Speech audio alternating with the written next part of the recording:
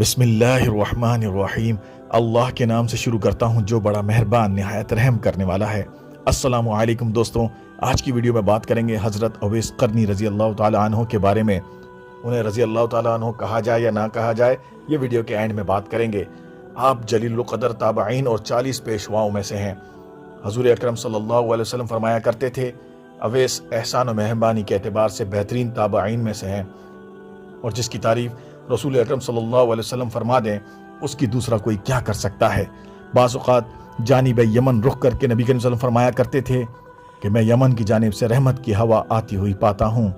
حضور اکرم صلی اللہ علیہ وسلم فرماتے ہیں، قیامت کے دن 70,000 ملائکہ کے آگے جو اویس قرنی کے مانند ہوں گے، اویس کو جنت میں داخل کیا جائے گا تاکہ مخلوق ان کی شناخت نہ کر سکے سوائے اس شخص کے جس کو اللہ ان کے دیدار سے مشرف کرنا چاہے، اس لیے کہ آپ نے خلوت نشین ہو کر مخلوق سے روح پوشی اختیار کی، محض اس لیے عبادت اور ریاضت اختیار کی کہ دنیا آپ کو برگزیدہ تصور نہ کرے، اور اسی مصلحت کے پیش نظر قیامت کے دن آپ کی پردہ داری قائم رکھی جائے گی۔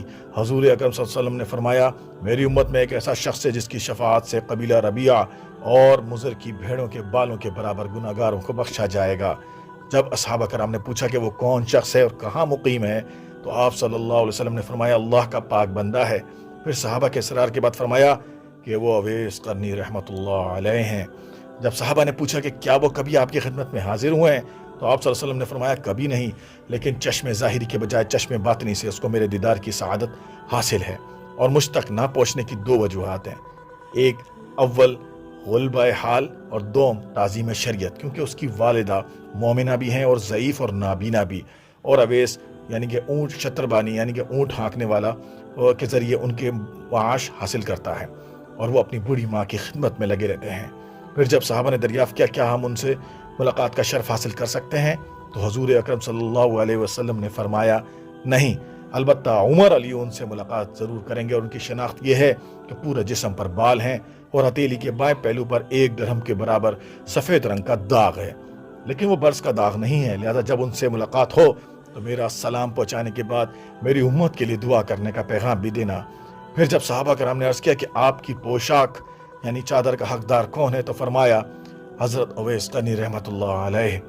دور خلافت راشدہ میں حضرت عمر اور حضرت علی مقام کوفہ پہنچے اور اہل یمن سے ان کا پتہ معلوم کیا، تو کسی نے ان سے کہا کہ میں ان سے پوری طرح واقف نہیں ہوں، البتہ ایک دیوانہ آبادی سے دور عرفہ کی وادی میں بکریاں، گائیں اور اونٹ چرایا کرتا ہے، اور خشک روٹی اس کی غذا ہے۔ لوگوں کو ہنستا ہوا دیکھ کر خود روتا ہے، اور روتے ہوئے لوگوں کو دیکھ کر خود ہنستا ہے۔ چنانچہ حضرت عمر اور حضرت علی رضی اللہ تعالیٰ عنہ وہاں پہنچے تو دیکھا حضرت اویس نماز میں مشغول ہیں اور ملائکہ ان کے اونٹ چرا رہے ہیں۔ فراغت نماز کے بعد جب ان کا نام دریافت کیا تو جواب دیا کہ عبداللہ یعنی اللہ کا بندہ۔ حضرت عمر رضی اللہ تعالیٰ عنہ نے کہا، آپ اپنا اصلی نام بتائیے، تو انہوں نے کہا، اویس میرا اصلی نام ہے۔ پھر جب حضرت عمر رضی اللہ تعالیٰ عنہ نے فرمایا کہ اپنا ہاتھ دکھائیے، انہوں نے جب اپنا ہاتھ دکھایا تو حضور اکرم صلی اللہ علیہ وسلم کی بیان کردہ نشانی دیکھ کر حضرت عمر نے دست پوزی کی اور حضور صلی اللہ علیہ وسلم کا لباس مبارک پیش کرتے ہوئے سلام پہنچا کر امت کے حق میں دعا کرنے کا پیغام بھی دیا۔ یہ سن کر اویس قرنی رحمۃ اللہ علیہ نے عرض کیا، آپ خوب اچھی طرح دیکھ بھال فرما لیں، شاید وہ کوئی دوسرا فرد ہو جس کے متعلق نبی کریم صلی اللہ علیہ وسلم نے نشاندہی فرمائی ہے۔ حضرت عمر رضی اللہ تعالیٰ عنہ نے فرمایا کہ جس کی نشاندہی فرمائی ہے وہ سب نشانیاں آپ میں موجود ہیں۔ یہ سن کر اویس قرنی نے عرض کیا، اے عمر، تمہاری دعا مجھ سے زیادہ کارگر ثابت ہو سکتی ہے۔ حضرت عمر نے فرمایا، میں دعا تو کرتا ہی رہتا ہوں، آپ کو حضور کی وصیت پوری کرنی چاہیے۔ چنانچہ حضرت اویس نے حضور صلی اللہ علیہ وسلم کا لباس مبارک کچھ فاصلے پر لے جا کر اللہ سے دعا کی، یا رب، جب تک تو میری سفارش پر امت محمدی کی مغفرت نہ کر دے، میں سرکار دو عالم کا لباس ہرگز نہیں پہنوں گا، کیونکہ تیرے نبی نے اپنی امت کو میرے حوالے کیا ہے۔ چنانچہ غیب کی آواز آئی کہ تیری سفارش پر افراد کی مغفرت کر دی۔ اللہ اکبر۔ آپ اسی طرح مشغول دعا تھے کہ حضرت عمر اور حضرت علی رضی اللہ تعالی عنہما آپ کے پاس پہنچ گئے، اور جب آپ نے سوال کیا کہ آپ دونوں حضرات کیوں آ گئے، میں تو جب تک پوری امت کی مغفرت نہ کرا لیتا اس وقت تک یہ لباس کبھی نہیں پہنتا۔ حضرت اویس نے حضرت عمر اور حضرت علی رضی اللہ تعالیٰ عنہ سے کہا، اگر آپ رسول اللہ علیہ وسلم کے دوستوں میں سے ہیں تو یہ بتائیے کہ جنگ احد میں آپ صلی اللہ علیہ وسلم کا کون سا دانت مبارک شہید ہوا تھا، اور آپ نے اتباع نبوی میں اپنے تمام دانت کیوں نہ توڑ دیے؟ یہ کہہ کر آپ نے تمام ٹوٹے ہوئے دانت دکھا کر کہا، جب دانت مبارک شہید ہوا تو میں نے سمجھا میں نے اپنا ایک دانت توڑ دیا۔ پھر خیال آیا کہ شاید کوئی دوسرا دانت مبارک نبی کریم صلی اللہ علیہ وسلم کا شہید ہوا ہوگا۔ اسی طرح ان کی محبت میں ایک ایک کر کے تمام دانت توڑ ڈالے۔ اس وقت مجھے سکون نصیب ہوا۔ یہ دیکھ کر دونوں صحابہ پر رقت طاری ہو گئی اور اندازہ ہو گیا کہ پاس ادب کا یہی حق ہوتا ہے۔ اگرچہ حضرت اویس دیدار نبوی سے مشرف نہ ہو سکے، لیکن اتباع رسالت کا مکمل حق ادا کر کے دنیا کو درس ادب دیتے ہوئے رخصت ہو گئے۔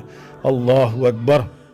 تو آپ نے دیکھا کس طرح اویس قرنی نبی کریم صلی اللہ علیہ وسلم سے محبت رکھتے تھے کہ جنگ احد میں جب ان کا ہمارے نبی کا دندان مبارک شہید ہوا تو انہوں نے اپنا ایک دندان شہید کر دیا اور سوچا کہ پتہ نہیں کون سا دانت نبی کا شہید ہوا ہوگا، اس میں ایک ایک کرتے انہوں نے اپنے سارے دانت قربان کر دیے۔ یہ ہوتی ہے اپنے رسول سے محبت، اور واقعی انہوں نے اپنی محبت کا حق ادا کر دیا۔ اور اللہ تعالیٰ ان کی کس طرح وہ اپنے ماں باپ کی خدمت، اپنی والدہ کی خدمت کرتے تھے۔ ان کی بوڑھی ضعیف والدہ تھی، ان کی پوری خدمت کرتے تھے، اور کس طرح اللہ کی عبادت کیا کرتے تھے کہ دنیا ان کو عالم مفتی نہ کہے، کوئی بڑا دین کا بندہ نہ کہے، اتنا پردہ رکھتے تھے۔ اللہ تعالیٰ قیامت کے دن ان کا پردہ رکھے گا۔ اللہ تعالیٰ ہمیں اویس قرنی جیسے اعمال کرنے کی توفیق عطا فرمائے۔ کیسی لگی آپ کو آج کی ویڈیو؟ مجھے کمنٹس کر کے ضرور بتائیے گا۔ ملتے ہیں نیکسٹ ویڈیو میں، جب تک کے لیے اللہ حافظ۔